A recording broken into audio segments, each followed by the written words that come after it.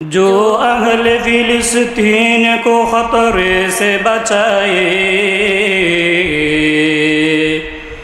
जो अहले फिलिस्तीन को खतरे से बचाए, वो आज़्म व तहरीक व अक़दाम कहा है, वो आज़्म व तहरीक व अक़दाम कहा है।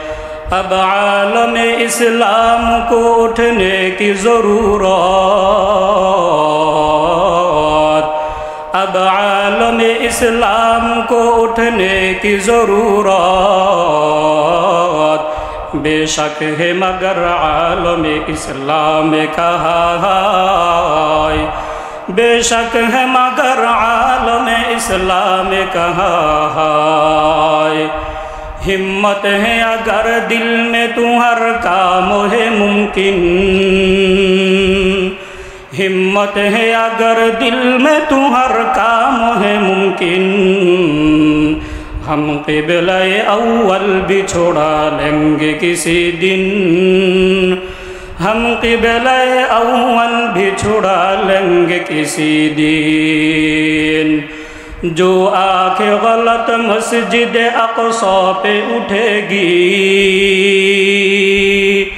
जो आँखें गलत मस्जिद अक़सा पे उठेगी, उस आँखों को बीनाए सलामत न रहेगी, उस आँखों को बीनाए सलामत न रहेगी।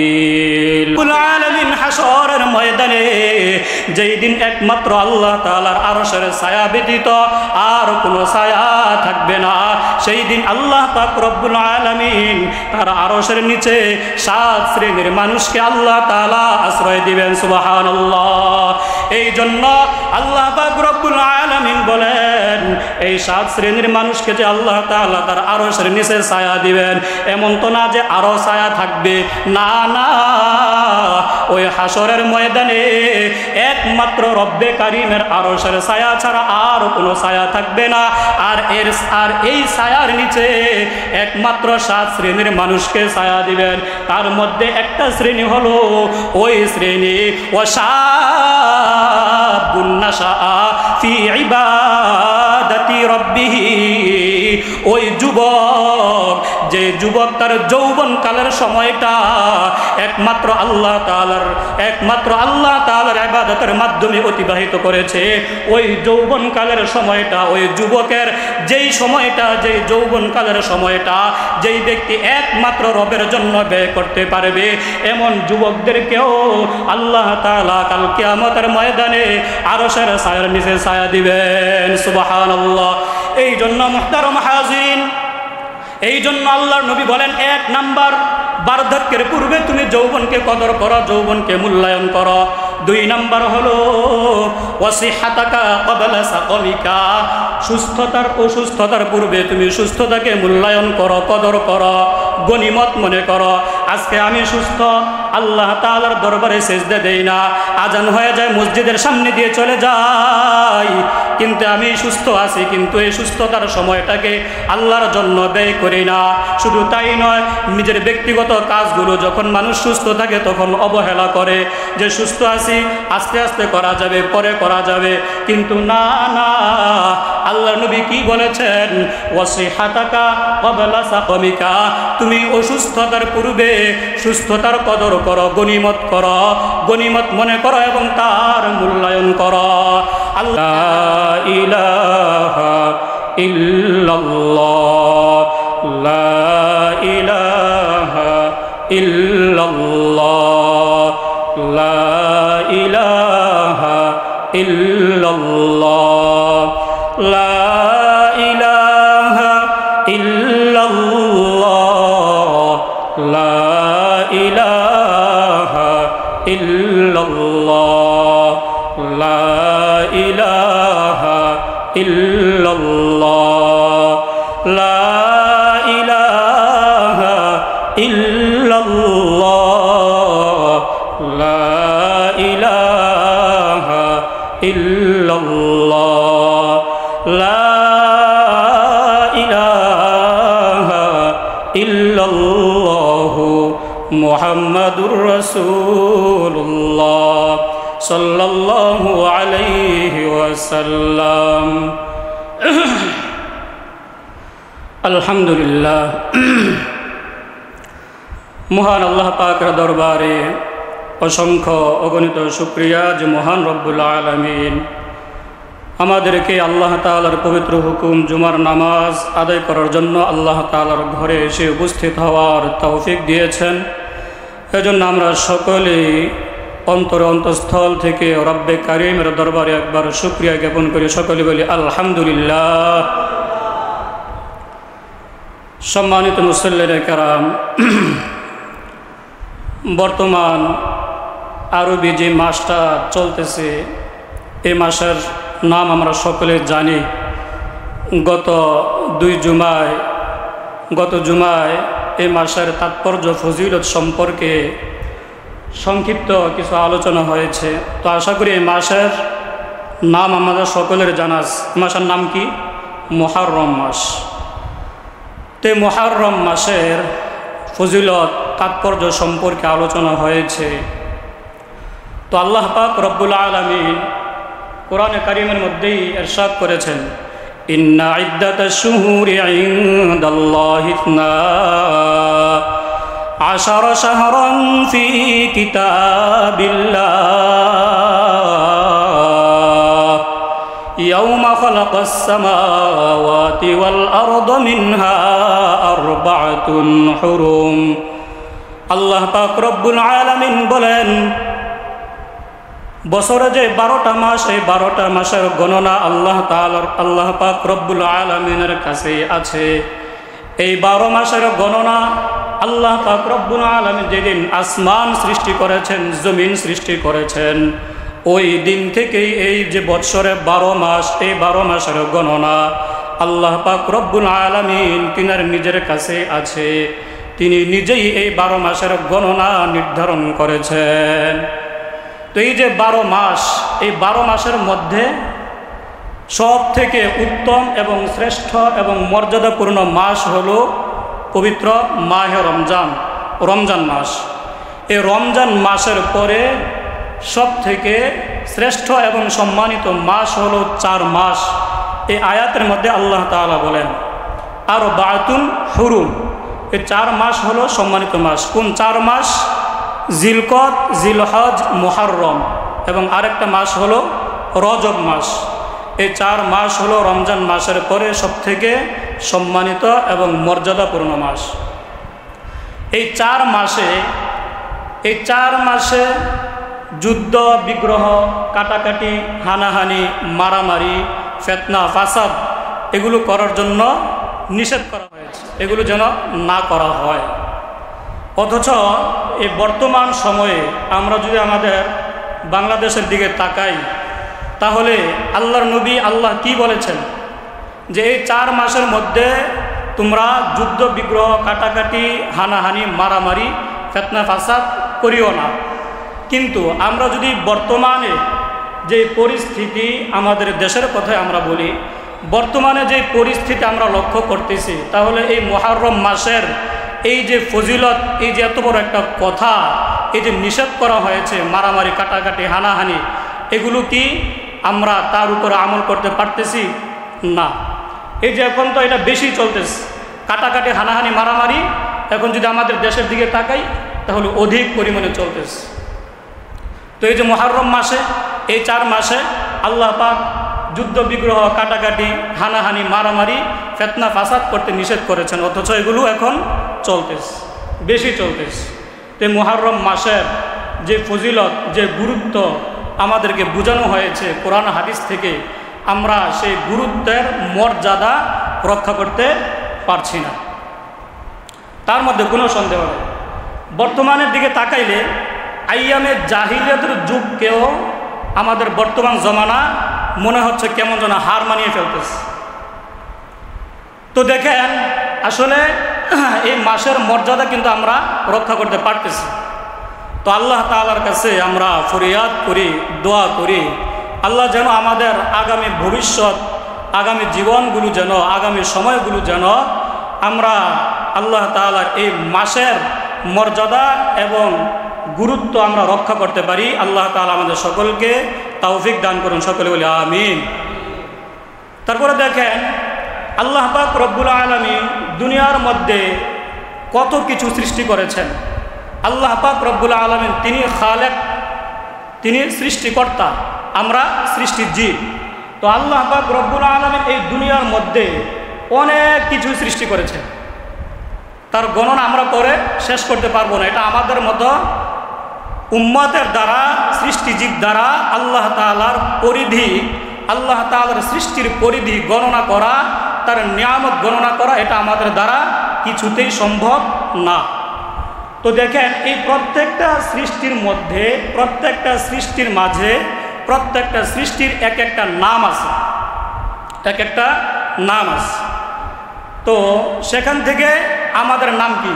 ইনসান, মানুষ, যেটা আমরা স্বাভাবিক কথায় বুঝি, আমরা মানুষ। আল্লাহ তাআলা আমাদেরকে আশরাফুল মাখলুকাত মানুষ বানিয়ে দুনিয়াতে পাঠিয়েছেন। দুনিয়ার মধ্যে যত কিছু আল্লাহ তাআলা সৃষ্টি করেছেন তার থেকে সব থেকে উত্তম সৃষ্টিজীব কারা? মানুষ, ইনসান। তো এই যে আমরা মানুষ, এই মানুষ এটা কিসের নাম?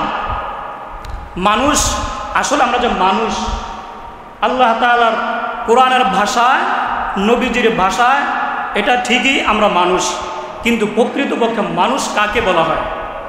দেখেন আমরা মানুষ, আমাদের একটা সময় আছে, এই সময় পর্যন্ত আমাদেরকে মানুষ বলা হবে।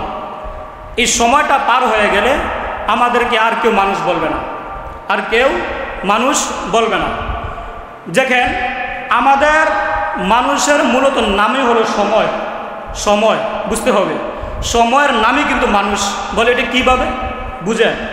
এটা বুঝতে হলে যে সময়ের নাম মানুষ, এটা আবার কেমন কথা, এটা বুঝতে হলে আলোচনা মনোযোগ দিয়ে শুনতে হবে। সময়ের নাম মানুষ এটা কীভাবে? যেমন দেখেন আমার আপনার এই দুনিয়াতে যেই কদিন হায়াত আছে, এই হায়াতের নাম কি? সময় বা হায়াত, আমরা যেটা বলি বা জীবন, একই কথা, ঠিক আছে? এই যে আমাদের এই হায়াতের নামই সময়। এই সময়টা যখন, যতদিন পর্যন্ত মালিকের পক্ষ থেকে নির্ধারিত করা আছে, এই সময়টা যখন শেষ হয়ে যাবে তার মানে কি? আমার আপনার হায়াত শেষ। আমার আপনার কি শেষ? হায়াত শেষ, তার মানে সময়ও শেষ। সময়ের নামই মূলত হায়াত, আর এই হায়াতের নাম, এই সময়ের নামই মূলত মানুষ। কেন?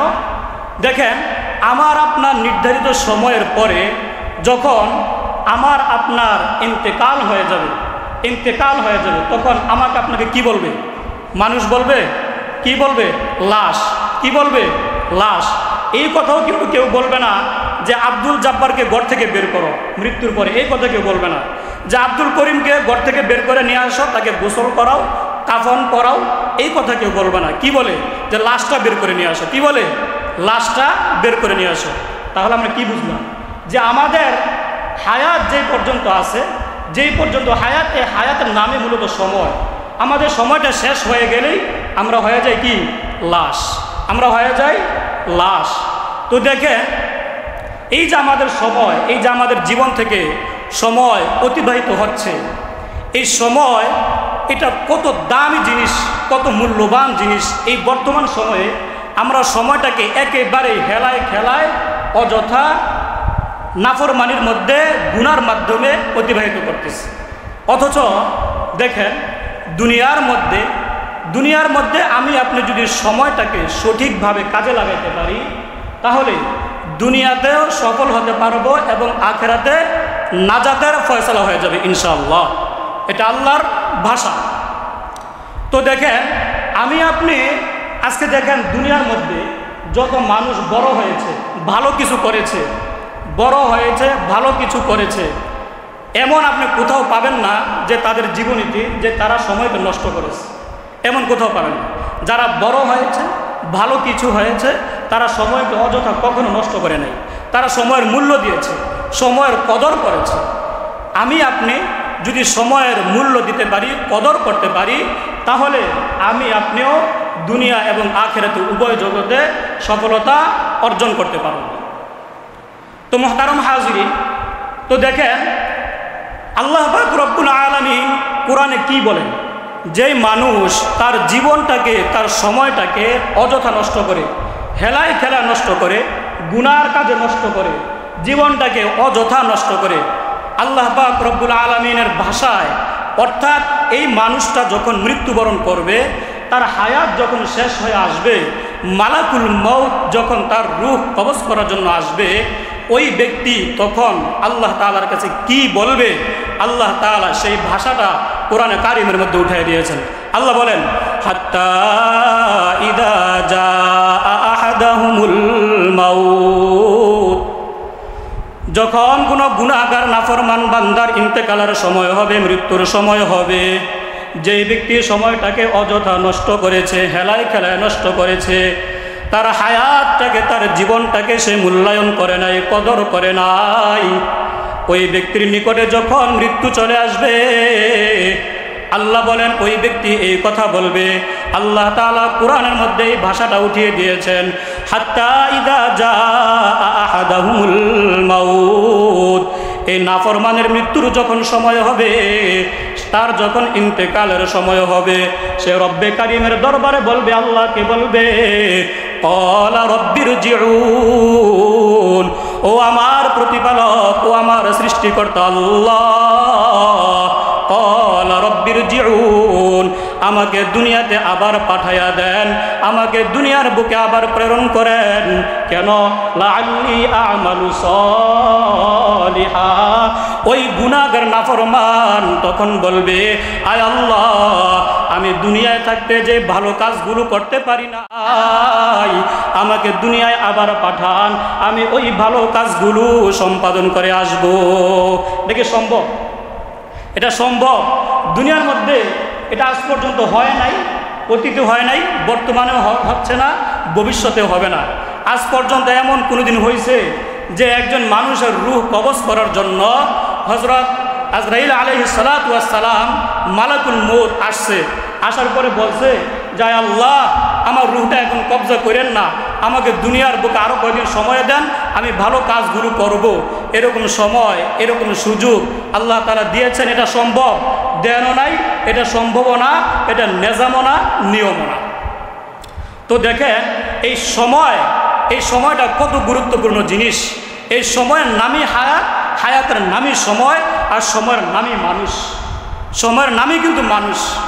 তো যেটা বললাম, মরে গেলে কেউ মানুষ বলবে না, লাশ বলবে। তার মানে আমি আপনি যতদিন বেঁচে থাকবো, যতটুকু সময় পাবো, এটাই আমার আপনার মূল্যবান সময়, এটাকে কাজে লাগাইতে হবে। এটাই আমার হায়াত, আপনার হায়াত, এটাই জীবন। আরবিতে একটা প্রবাদ বাক্য আছে, আরবিতে একটা প্রবাদ বাক্য আছে, আল ওয়াক্তু হুয়াল হায়া ফালা তাকতুলু। তার মানে কি? যে সময়ের নামই জীবন। আল ওয়াক্তু হুয়াল হায়া, সময়ের নামই হায়াত, সময়ের নামই জীবন। ফালা তাকতুলু, সুতরাং তোমরা তাকে হত্যা করিও না। অর্থাৎ এই সময়কে তোমরা অযথা নষ্ট করিও না, হেলায় খেলায় নষ্ট করিও না, রব্বে কারিমের নাফরমানির মাধ্যমে তুমি এই সময়টাকে নষ্ট করিও না। এই জন্য এই যে আরবে একটা প্রভাব বাক্য, এটা এই জন্যই বলা হয়েছে আল ওয়াক্তু হুয়াল হায়া, যে সময়ের নামই জীবন, সময়ের নামই হায়াত। ফালা তাকতুলু, তোমরা এই সময়টাকে হত্যা করিও না। আল্লাহ পাক রব্বুল আলামিন কোরআনে কারিমের মধ্যে ঘোষণা করেছেন যে সফল মুমিন কারা, দুনিয়ার মধ্যে সফল মুমিন কারা, আল্লাহ তাআলা নিজেই বলে দিয়েছেন। সূরা মুমিনুনের 1, 2, 3 আয়াতের মধ্যে আল্লাহ বলেন, ক্বাদ আফলাহাল মুমিনুন আল্লাযীনা হুম ফী সালাতিহিম খাশিউন ওয়াল্লাযীনা হুম আনিল লাগwi মুরিদুন। আল্লাহ বলেন যে ওই সমস্ত মুমিন বান্দাবান্দির সফল কাম হয়েছে। কারা? ক্বাদ আফলাহাল মুমিনুন, ওই সমস্ত মুমিন বান্দাবান্দিরাই সফল কাম হয়েছে। কারা? আল্লাযীনা হুম ফী সালাতিহিম খাশিউন, যারা তাদের নামাজ খুশু হুজুর সাথে, ইতমিনানের সাথে, একাগ্রতার সাথে একমাত্র রব্বে কারিমের জন্য নামাজ পড়ে, তারাই সফল কাম মুমিন। আজকে নামাজের বিষয় যদি আলোচনা করি যে নামাজ কিভাবে পড়া লাগে, নামাজ কিভাবে পড়তে হবে, আজকে আমার আপনার কয়জনের নামাজ একমাত্র খুশু হুজুরের সাথে আল্লাহ তাআলার জন্য পড়তেছি, এটা আমাদের প্রত্যেকের অন্তরে জানা আছে যে আমার নামাজ এটা কি আল্লাহর নবী যেভাবে পড়েছেন, সাহাবায়ে কেরামদেরকে যেভাবে শিক্ষা দিয়েছেন, আমার নামাজ কি সেরকম হচ্ছে কিনা, আর আমি নামাজ কি একমাত্র আল্লাহর জন্য পড়তেছি না অন্য কোনো উদ্দেশ্যে পড়তেছি, এটা প্রত্যেকটা মানুষের অন্তরে তার জানা আছে। এই জন্য দেখেন প্রথমেই আল্লাহ তাআলা বলেছেন যে মুমিন বান্দাবান্দি কারা, আর মুমিন বান্দাবান্দি সফল কাম কারা? এক নাম্বার হলো আল্লাযীনা হুম ফি সলাতিহি খাশিউন, যারা নামাজ একমাত্র আল্লাহর জন্য খুশু হুজুরের সাথে ইতমিনানের সাথে করে। তারপরে কি বলছেন? ওয়াল্লাযীনা হুম আনিল লাগwi মুরিদুন। দেখেন কি বলে, তারপর আল্লাহ তাআলা বলেন যারা অনর্থক বিষয় অনর্থক কাজ পরিহার করে তারা সফল কাম মুমিন, তারা সফল কাম মুমিন। যারা অনর্থক বিষয়কে পরিহার করে চলে, যারা অনর্থক কাজ পরিহার করে চলে, তারাই হলো সফল কাম মুমিন। নবীজি সাল্লাল্লাহু আলাইহি ওয়াসাল্লাম হাদিসের মধ্যে ইরশাদ করেন যে মুসলমানদের অনেক সৌন্দর্য থাকতে পারে, ইসলামে মুসলমানদের অনেক সৌন্দর্য আছে, ঠিক আছে, কিন্তু আল্লাহর নবী সাল্লাল্লাহু আলাইহি ওয়াসাল্লাম বলেন যে ইসলামে মুসলমানদের সৌন্দর্য হলো অনর্থক বিষয় পরিহার করা, পরিত্যাগ করা হলো, এটাই হলো মুমিন মুসলমান ইসলামের মধ্যে একজন ব্যক্তির সৌন্দর্য।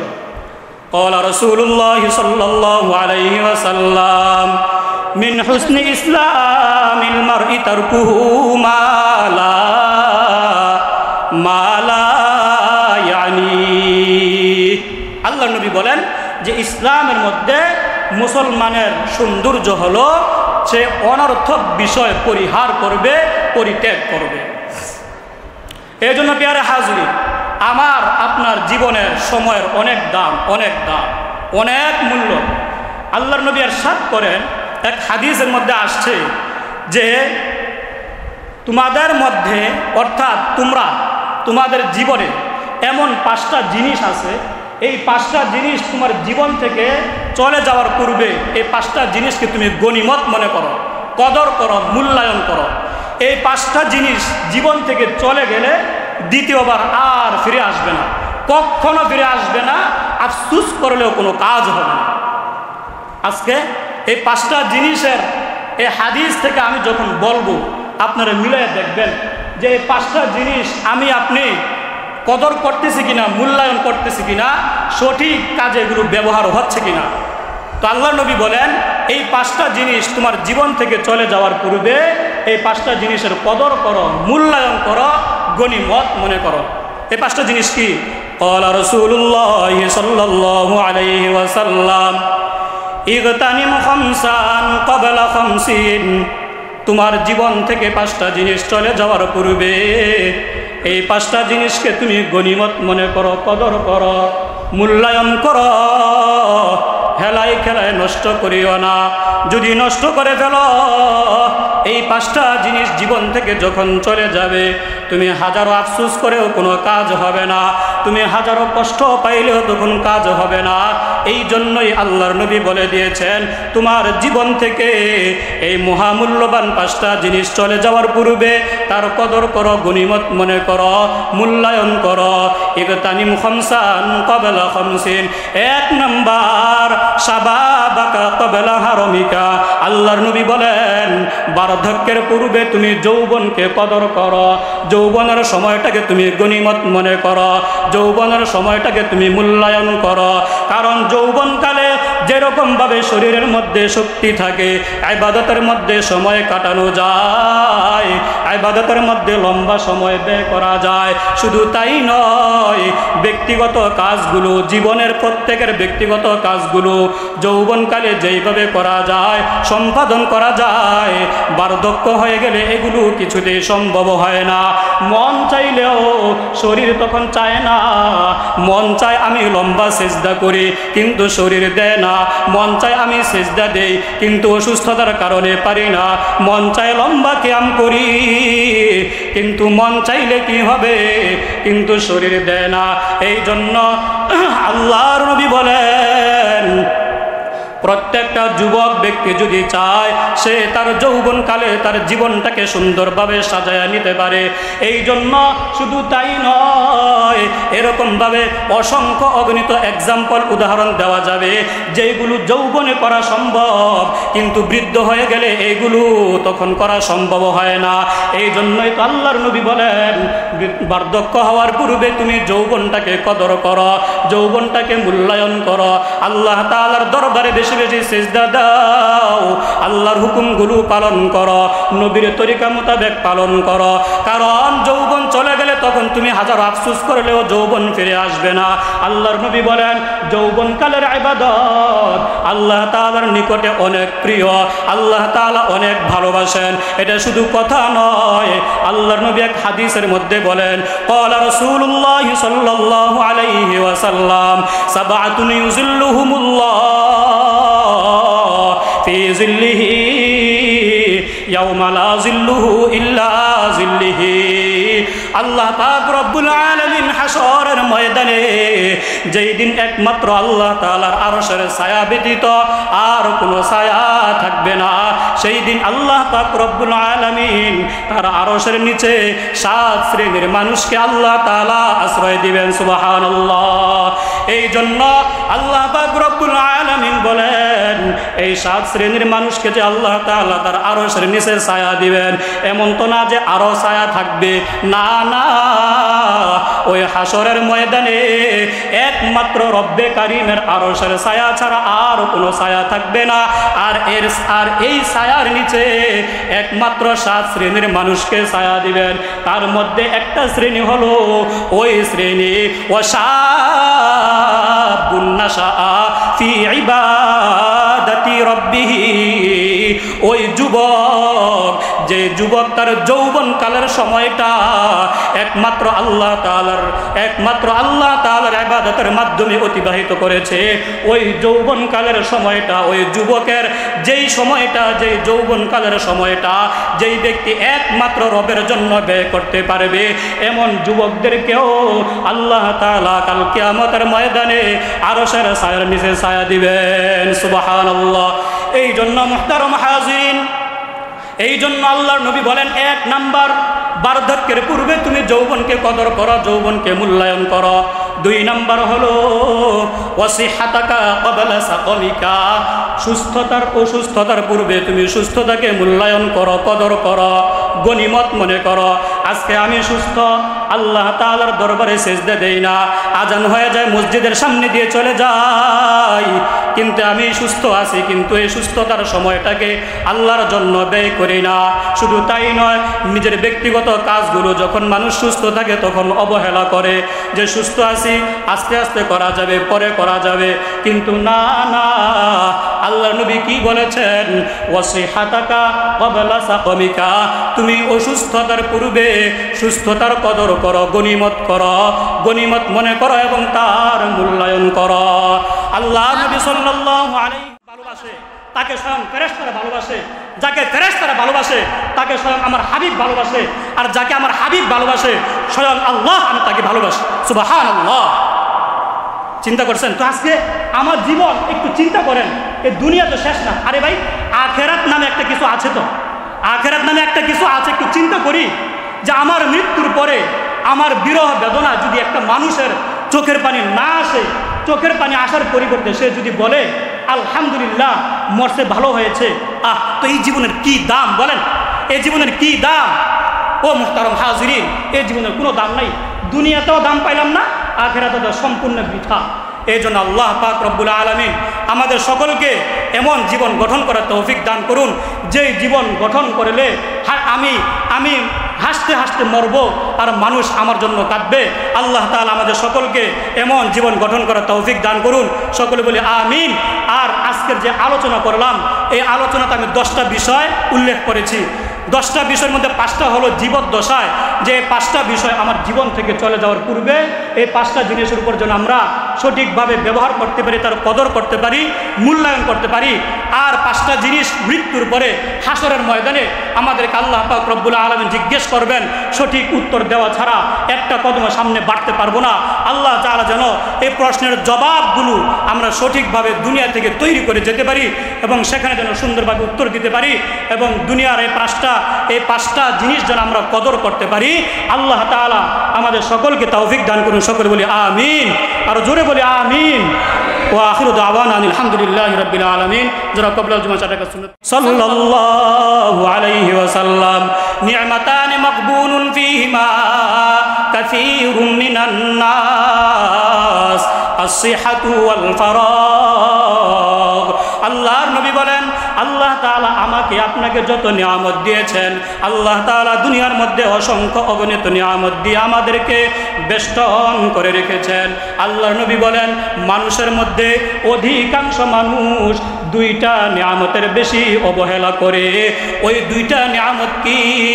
আল্লাহর নবী বলেন, আসিহাতু, সুস্থতা, ওয়াল ফারাগ, দুই নাম্বার হলো অবসর। এই দুইটা সময়কে আমার উম্মত বেশি অবহেলা করে। আল্লাহ তাআলার এই দুইটা নিয়ামত অধিকাংশ মানুষ বেশি অবহেলা করে। তিন নাম্বার হলো ওয়াগিনাকা ক্বাবলা ফাকরিকা। আল্লাহ নবীজি বললেন, তোমার জীবন থেকে পাঁচটা জিনিস চলে যাওয়ার পূর্বে পাঁচটা জিনিসের কদর করো, মূল্যায়ন করো। তার মধ্যে তিন নাম্বার হলো ওয়াগিনাকা ক্বাবলা ফাকরিকা। অসচ্ছলতার পূর্বে, দারিদ্রতার পূর্বে তুমি সচ্ছলতার কদর করো, গনিমত মনে করো, মূল্যায়ন করো। যেমন আল্লাহ তাআলা আপনাকে সম্পদ দিয়েছে, টাকা দিয়েছে, পয়সা দিয়েছে, আপনার উপরে হজ ফরজ হয়েছে, হজ করে ফেলেন। যাকাত ওয়াজিব হয়েছে, যাকাত দিয়ে দেন। আপনার উপরে এতিমের হক রয়েছে, এতিমের সম্পদ রয়েছে, আপনি এতিমের সম্পদ দিয়ে দেন। কিন্তু আল্লাহর নবী বলেন, যখন তোমার সময় শেষ হয়ে যাবে, তুমি হাজার আফসোস করলেও তখন কোনো কাজ হবে না। এই জন্য আল্লাহ নবী বলেন, তিন নাম্বার হলো ওয়াগিনাকা ক্বাবলা ফাকরিকা।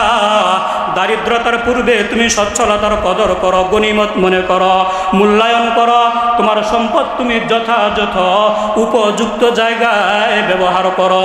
আল্লাহর নবী বলেন, আল্লাহ পাক রব্বুল আলামিন কোরআনে কারীমের মধ্যে ইরশাদ করেন, যদি কোনো ব্যক্তি সচ্ছল থাকা অবস্থায় তার এই সচ্ছলতার কদর না করে, গনিমত মনে না করে, মূল্যায়ন না করে, আল্লাহ পাক রব্বুল আলামিন বলেন তার মৃত্যুর সময় ওই ব্যক্তি তখন বলবে, আল্লাহ বলেন, ওয়ানফিকু মিম্মা রাযাকনাকুম মিন ক্বাবলি আন ইয়াতিয়া আহাদাকুমুল মাউত। ও বান্দা বান্দিরা, আমার দেওয়া রিজিক হতে তুমি খরচ করো, ব্যয় করো। ক্বাবলা আন ইয়াতিয়া আহাদাকুমুল মাউত, তোমার মৃত্যু আসার পূর্বে আমার দেওয়া সম্পদ থেকে, আমার দেওয়া রিজিক হতে তুমি সঠিক কাজে তা খরচ করো, ব্যয় করো। আর যদি না হয় তখন ওই ব্যক্তি বলবে, ফায়াকুল রাব্বি লাউলা আখরতানি ইলা আজালিন করিব। ওই ব্যক্তি তখন বলতে থাকবে, ফায়াকুল রাব্বি লাউলা, হে আমার পালনকর্তা, ও আমার প্রভু, ও আমার সৃষ্টিকর্তা, আমাকে আর কিছু কালের জন্য অবকাশ কেন দিলে না? আর কিছুদিন যদি আমাকে দুনিয়ায় বাঁচায়া রাখতে, ফায়াকুল রাব্বি লাউলা আখরতানি ইলা আজালিন করিব, আর কিছু কালের জন্য যদি তুমি আমাকে অবকাশ দিতে, আর কিছুদিনের জন্য যদি তুমি আমাকে দুনিয়ায় বাঁচায়া রাখতে, ফাআসাদদাক ওয়া আকুম মিনাস সালিহিন, তখন ওই গুনাহগার, ওই পাপিষ্ঠ বলতে থাকবে, তখন আমি সদকা করতাম এবং সৎকর্ম ব্যক্তিদের অন্তর্ভুক্ত হয়ে যাইতাম। এই কথা বলার পরে আল্লাহ তাআলা প্রতি উত্তরে কি বলবেন? ওয়ালাই ইউআখিরুল্লাহু নাফসান ইযা জাআ আজালুহা, যখন মৃত্যুর সময় উপস্থিত হয়ে যাবে, নির্দিষ্ট সময় থেকে একটু সময়ও তাকে অবকাশ দেওয়া হবে না। আল্লাহু খবীরুম বিমা তা'মালুন, আমরা যা কিছু করি না কেন আল্লাহ তাআলা সবই জানেন, সবই দেখেন। 4 নাম্বার হলো ওয়া ফারাগাকা ক্বাবলা শুগলিকা, ব্যস্ততার পূর্বে অবসর সময়কে গনিমত মনে করা, মূল্যায়ন করা, কদর করা। আল্লাহ পাক রব্বুল আলামিন নিজেই তার নবীজিকে লক্ষ্য করে বলেন, ফাইদা ফারাগতা ফানসব, হে নবী আপনি যখন অবসর থাকেন, যখন অবসর হন, তখন আপনি ইবাদতের মধ্যে কঠোর শ্রম ব্যয় করেন। ওয়া ইলা রাব্বিকা ফারগব, এবং আপনার রবের দিকে আপনি মনোনিবেশ করেন, আপনি মনোযোগ দিয়ে দেন। আল্লাহ তাআলা আর এক আয়াতের মধ্যে বলেন, আফা হাসিবতুম আন্নামা খালাকনাকুম আবাসা, তারা কি মনে করেছে, তারা কি ধারণা করে নিয়েছে যে তাদেরকে অনর্থক সৃষ্টি করা হয়েছে। ওয়া আন্নাকুম ইলাইনা লা তুরজাউন, তারা কি মনে করেছে তাদেরকে আমার নিকটে ফিরে আসতে হবে না। তার মানে হলো আল্লাহ পাক রব্বুল আলামিন আমাদেরকে অনর্থক সৃষ্টি করেন নাই, আমাদেরকে শুধু শুধু সৃষ্টি করেন নাই। আল্লাহ পাক রব্বুল আলামিনের কাছে আমাদের সকলেরই ফিরে যাইতে হবে। এই জন্য আল্লাহ পাক রব্বুল আলামিন আল্লাহ তাআলার হুকুমগুলো সঠিকভাবে পালন করা, নবীর তরিকাগুলো সঠিকভাবে পালন করা। এই জন্য আল্লাহর নবী বলেন, তোমার জীবন থেকে 5টি জিনিস চলে যাওয়ার পূর্বে 5টা জিনিসের কদর করো, যা চলে গেলে আর আফসোস করলেও কোনো কাজ হবে না। 5 নাম্বার হলো ওয়া হায়াতাকা ক্বাবলা মাউতিকা, মৃত্যুর পূর্বে জীবনটাকে কদর করো, গনিমত মনে করো, মূল্যায়ন করো। মৃত্যু হয়ে গেলে আর আফসোস করে কোনো কাজ হবে না। হযরত আলী রাদিয়াল্লাহু তাআলা আনহু বলেন, আন আলী রাদিয়াল্লাহু তাআলা আনহু قال الناس نيام فإذا মাতু ইনতাবাহু। হযরত আলী রাদিয়াল্লাহু তাআলা আনহু বলেন, দুনিয়ার মধ্যে অধিকাংশ মানুষ ঘুমন্ত, দুনিয়ার মধ্যে অধিকাংশ মানুষ ঘুমন্ত। ফাইদা মাতু, যখন তারা মৃত্যুবরণ করে, ইনতাবাহু, তখন তারা জাগ্রত হয়। তার মানে দুনিয়ার মানুষ অচেতন হয়ে জীবনটাকে কোনোরকমভাবে পার করতেছে। ইবাদত করলে করলো, না করলে নাই। যখন মৃত্যুবরণ করে তখন ভুল বুঝতে পারে, আর তখন ভুল বুঝলেও কোনো কাজ হবে না। এই জন্য আল্লাহর নবী বলেন, এই 5টা জিনিস তোমার জীবন থেকে চলে যাওয়ার পূর্বে এই 5টা জিনিসের কদর করো, গনিমত মনে করো, এই 5টা জিনিসকে মূল্যায়ন করো। যদি এই 5টা জিনিস জীবন থেকে চলে যায়, হাজার আফসোস করলেও কোনো কাজ হবে না। আল্লাহর নবী বলেন, এই 5টা জিনিস তোমার জীবদ্দশায় থাকা অবস্থায় তুমি তা সঠিক কাজে সঠিকভাবে ব্যবহার করে তুমি দুনিয়াতে সফলতা অর্জন করে নাও, আখিরাতে তুমি নাজাতের ব্যবস্থা করে নাও। আল্লাহ নবী সাল্লাল্লাহু আলাইহি ওয়াসাল্লাম আর এক হাদিসের মধ্যে বলেন, এই 5টা বিষয় আল্লাহর নবী জীবদ্দশার কথা বলেছেন, যে 5টা জিনিস তোমার জীবনে থাকতে তুমি কদর করো, মূল্যায়ন করো, চলে গেলে আফসোস করলে কোনো কাজ হবে না। আর এক হাদিসের মধ্যে আল্লাহর নবী বলেন, কাল কিয়ামতের ময়দানে আমরা সকলে জানি মৃত্যুর পরে আমাদেরকে আবার পুনরুত্থান করা হবে। আল্লাহ নবী বলেন, হাসরের ময়দান কায়েম হবে, বিচার দিবস কায়েম হবে, সমস্ত কিছু সেখানে জিজ্ঞাসাবাদ করা হবে। তার মধ্যে 5টা জিনিস জিজ্ঞাসা করা হবে প্রত্যেকটা উম্মতকে। আল্লাহ তাআলার প্রত্যেকটা বান্দা বান্দিকে 5টা বিষয় জিজ্ঞাসা করা হবে। এই 5টা বিষয়ের জবাব দেওয়ার আগ পর্যন্ত কোনো মানুষ আল্লাহ তাআলার নিকট থেকে একটা পাও সামনে অগ্রসর হইতে পারবে না।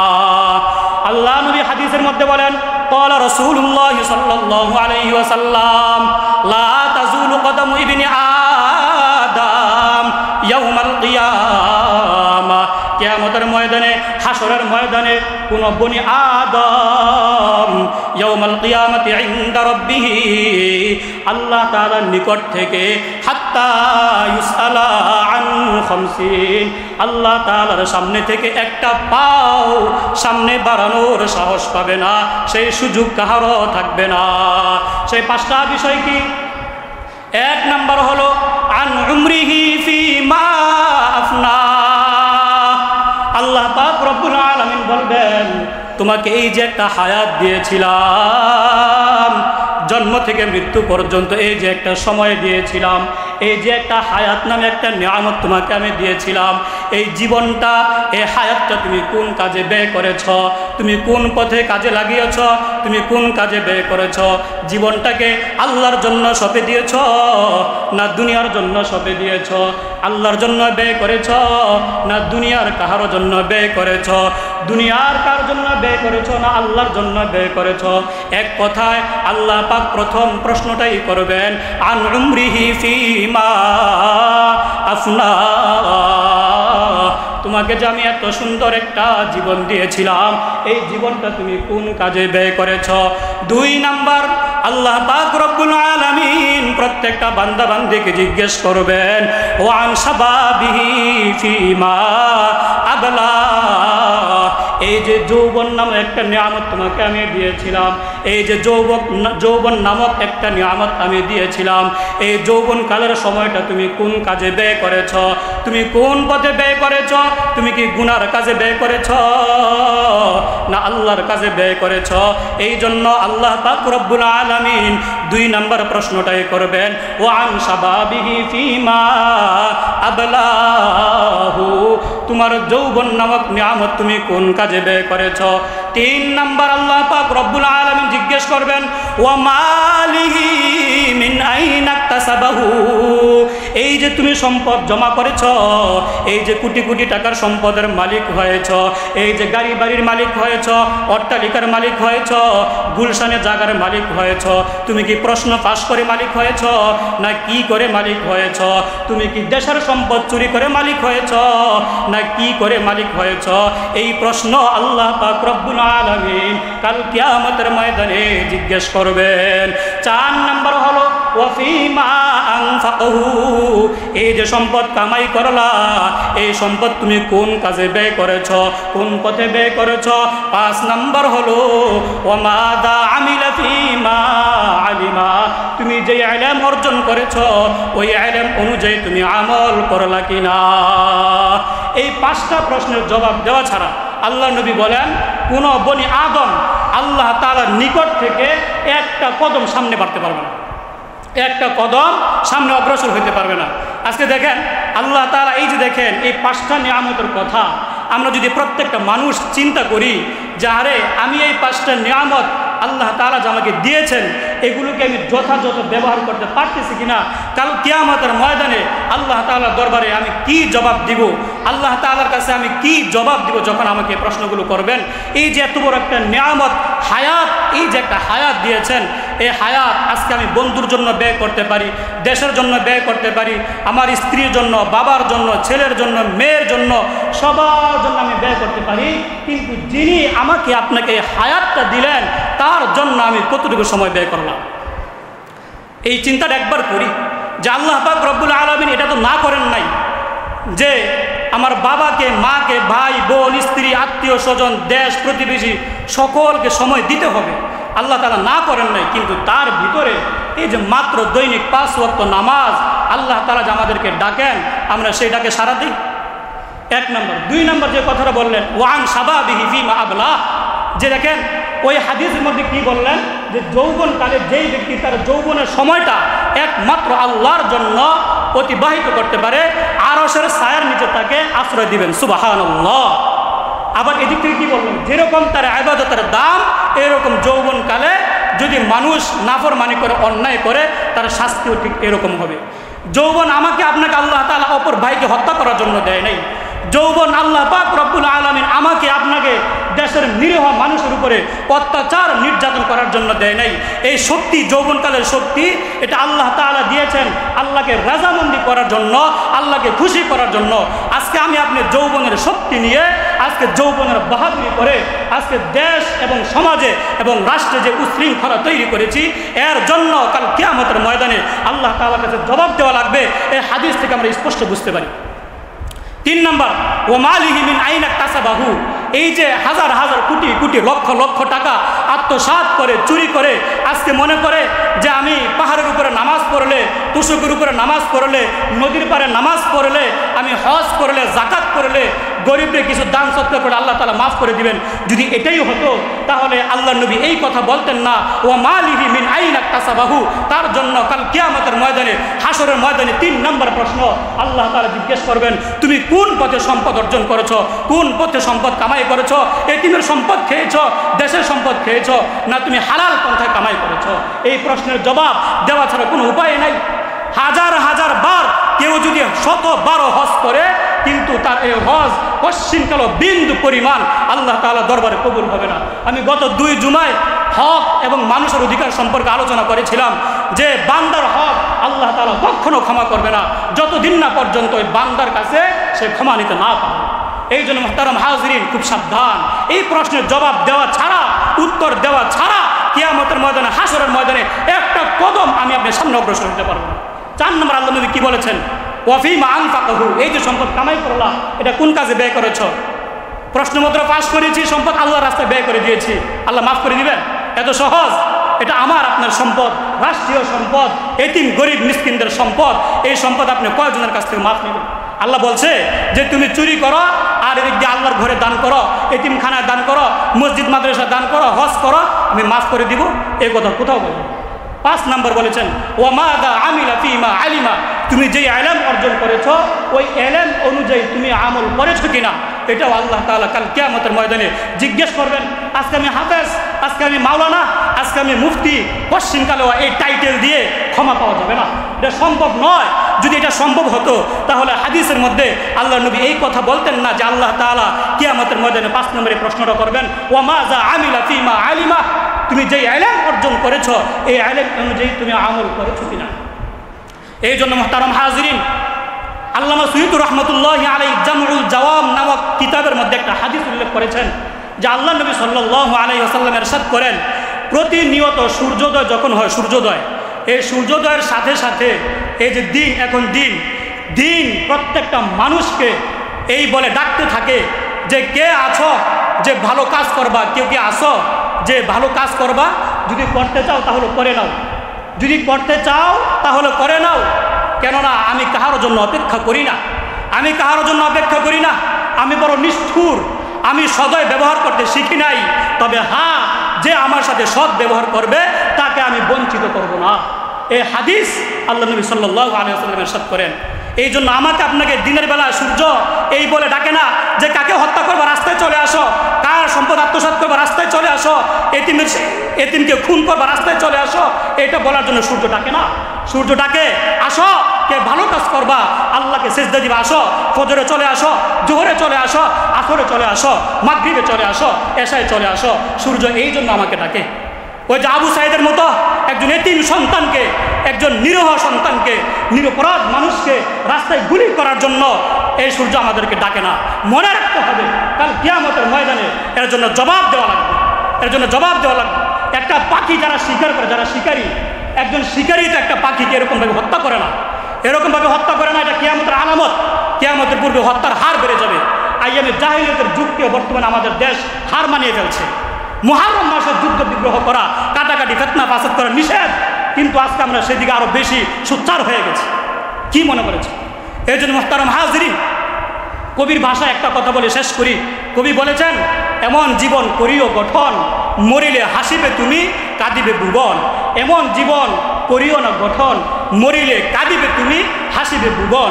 আজকে আমাদের দেশে এমন এক শ্রেণীর মানুষ আছে, এমন এক শ্রেণীর মানুষ আছে যারা ইন্তেকাল করলে যেখানে স্বাভাবিকভাবে মানুষ ইন্না লিল্লাহি ওয়া ইন্না ইলাইহি রাজিউন বলার কথা, সেখানে মানুষ আলহামদুলিল্লাহ বলে। তাহলে কি জীবন গঠন করলাম? হায়ের জীবন, হায়ের মরণ। এই জীবনের কি দাম বলেন? এই জীবনের কি দাম? আল্লাহ নবী বলেন, কোন মানুষকে যদি মানুষ